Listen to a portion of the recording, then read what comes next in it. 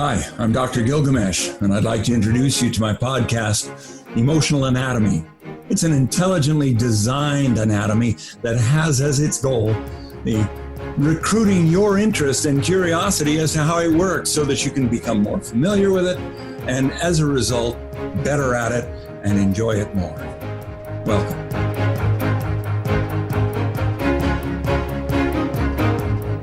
Hi there, Dr. Gilgamesh again, and it's my pleasure to try and introduce you to emotional anatomy as a way of conceptualizing the psychological process.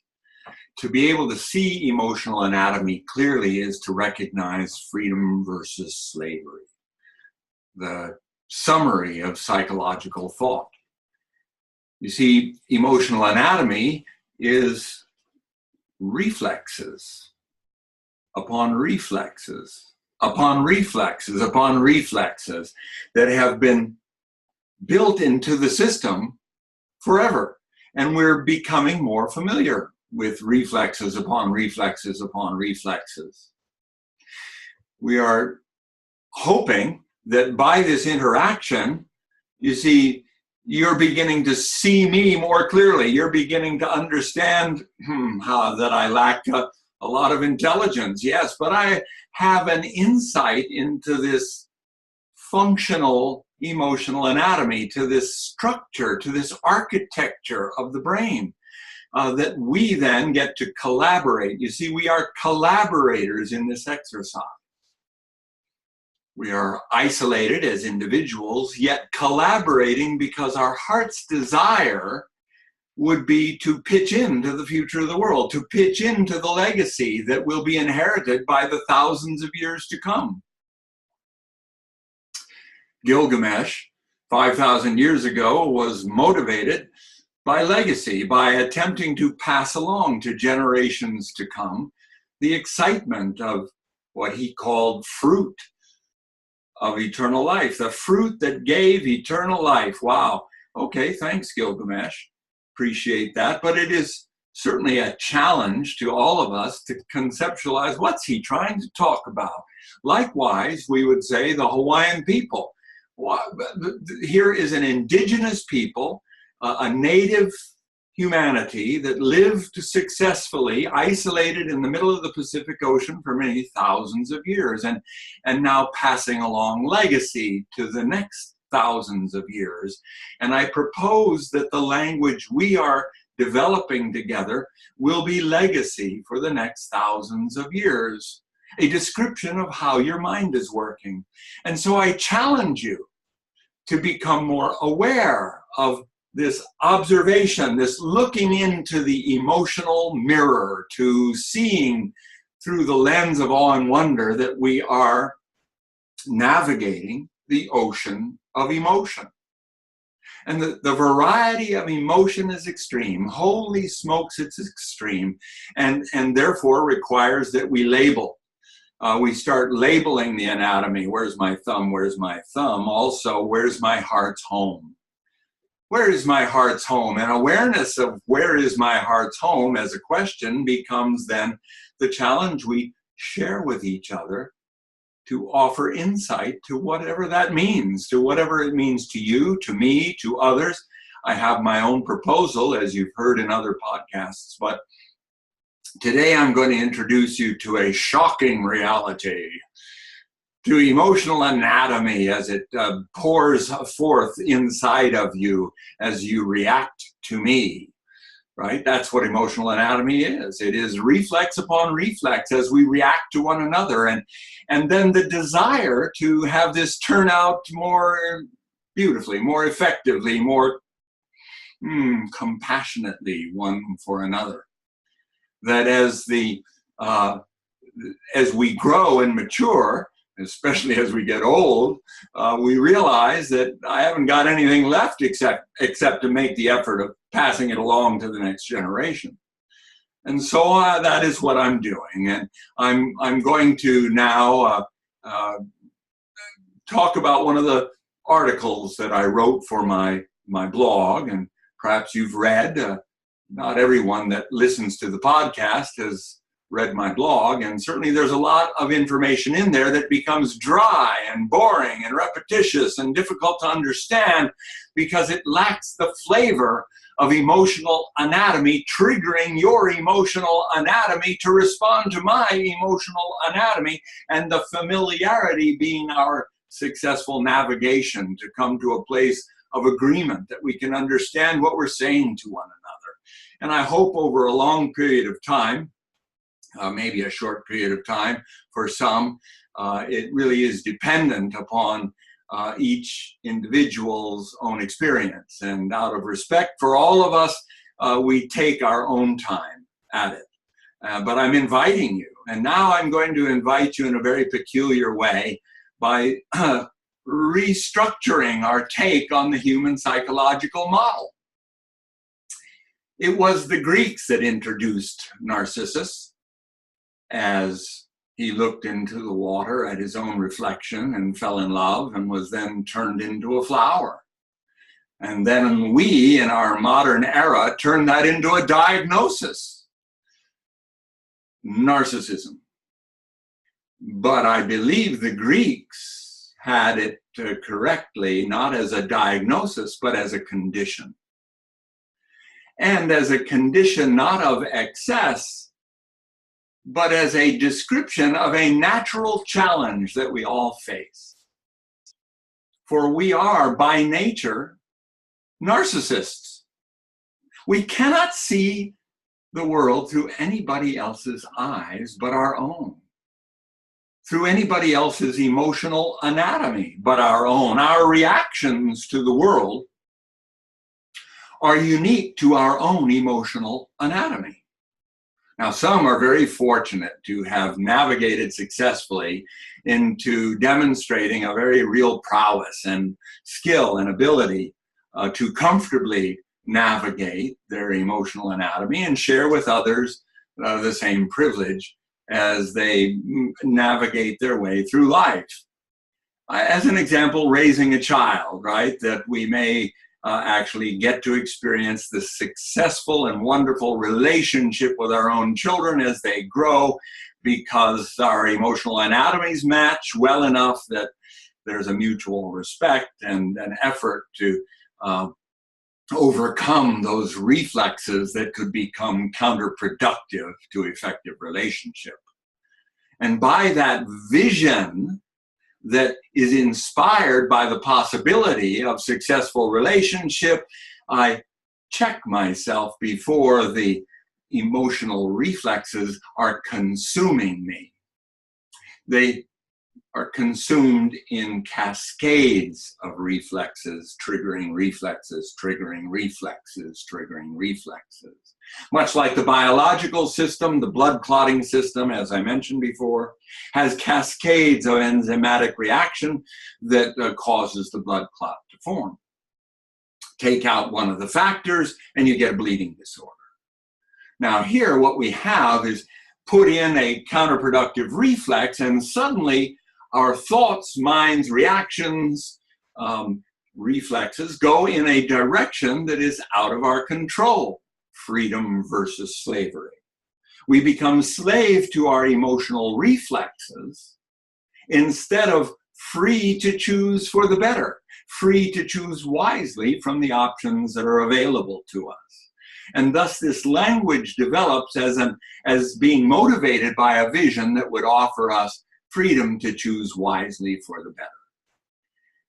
That is our hope, of course, but as we discover, the subtlety of emotional reflexes may undermine that effort, as can happen to a very sensitive person who feels insulted by believing or understanding or having somebody state that we are all narcissists.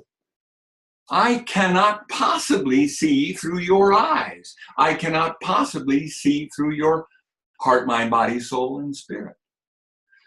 I cannot possibly understand all of you. I need you, therefore, now more than ever, to assist us in understanding this emotional anatomy and recognize that healthy response is collaboration. We are collaborating narcissists. And that is how we form a society that's going to be capable of passing along to future generations a healthy appreciation for the development of emotional anatomy on behalf of future generations. Some people would get stuck in who cares anyway. Some people might get stuck in, I don't care. No one else cares. Why should I care? So you see, there are many different traps in emotional anatomy. And if I get stuck there or slave to a particular combination, which over time we'll be reviewing, then it takes a little effort to find our way hard home. But we have discovered together a very easily recognizable pathway that gets around our reflexes when we see them, identify them, and no longer wish to be dominated by them. Thank you. The gratitude pathway steps in and interrupts the cascading, counterproductive emotional reflexes that would overwhelm us into personality that is no longer participating in a collaborative way. So this notion that we are all narcissists becomes a redescription of what the Greeks found through their mythology, that their subjects would read and try to understand that the challenge of life is to be able to see into this mirror and not get trapped there. See into this mirror and understand it well enough that freedom continues to grow. That we are able to share this freedom one to another, generation to another, and that we are able then to be liberated from the addiction of our reflection. They have similarly addiction depicted in battles, to outsmart the Cyclops, to outsmart the sirens, to recognize the temptation of the sirens, and to realize the strategy that could recognize the power of the sirens, but yet not be consumed upon the rocks. These are very valuable metaphors. But most importantly, I believe, it is in our challenge to remember that about 100 and some odd years ago, they started defining narcissism as a diagnosis instead of acknowledging it as our condition that requires our collaboration to overcome. As we raise our children as an example, understanding that they too are being swept up into this narcissistic condition, that they are exposed to the uniqueness of their environment and to the uniqueness of their emotional wounds, scarring their delicate emotional anatomy in very precise ways that can be understood and recognized. Yet through collaboration, the parent might be able to say that when I went through that, I responded in this way, and my hope is to be able to offer you freedom to choose a better way. But it's up to you. It is your free choice. And as we help each other grow in this experience of freedom versus slavery, we see this battle, this exercise of warring against thoughts that would try to suppress our liberty of freedom to choose wisely for the better. And those thoughts would interfere with our freedom to choose wisely for the better. But the beauty is that freedom is allowed to choose again and try again and search again for thoughts and ideas that work out better. So that's the purpose behind acknowledging and claiming and challenging you within your own emotional anatomy to see that you too are a narcissist. Now, I hope that's not offensive, because certainly an extreme narcissism is offended as though it were a diagnosis. You can't call me that. Well, I'm not calling you that. I'm explaining that. I am certainly not calling you that. But the concept is important to realize. For even as you would be offended by believing that I'm calling you that, you're stuck there. And our joy will be to help you be released and experience the freedom to choose, to no longer be stuck there.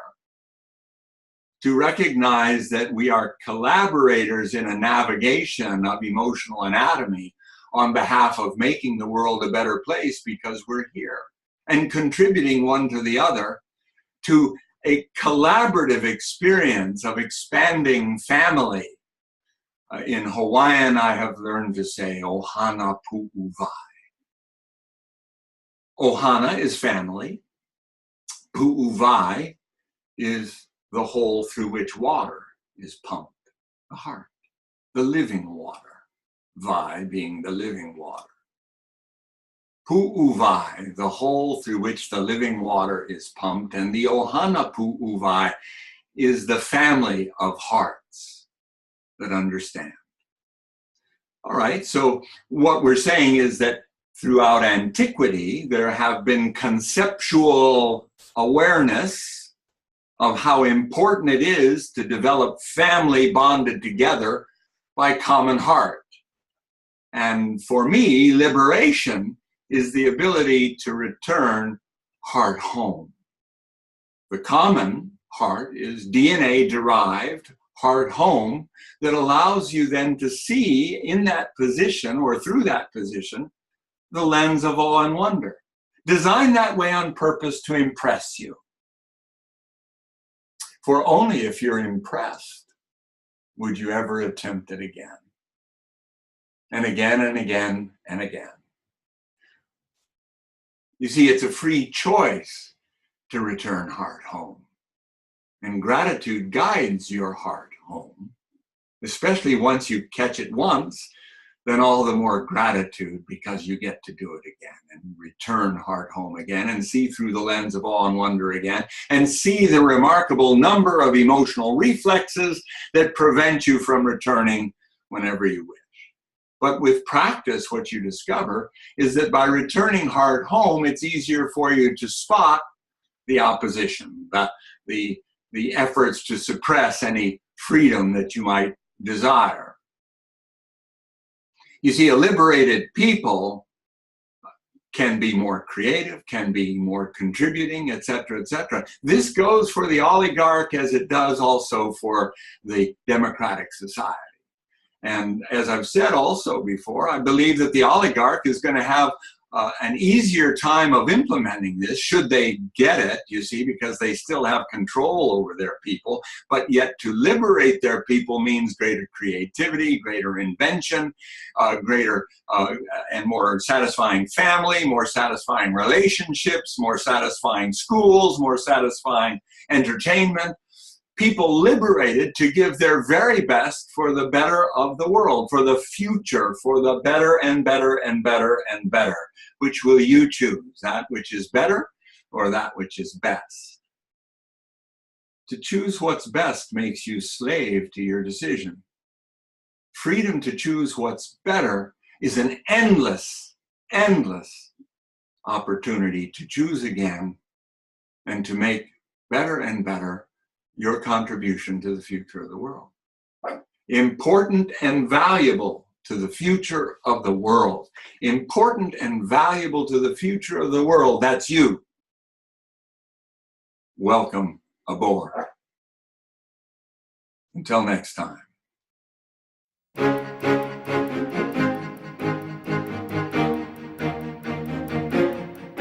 I'm genuinely excited about being able to bring you insights to a new way of looking at the mind and how it works.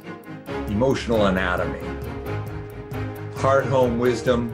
Gratitude guides your heart home so that you may discover the lens of awe and wonder. These are concepts that I hope will liberate the world into vision, excited, alive, free to choose. Now, the podcasts are free, and if you're enjoying them, that's great. You can support this through patreon.com/emotional anatomy. Donations are very much appreciated, and we'll continue podcasting. Join us. Thank you.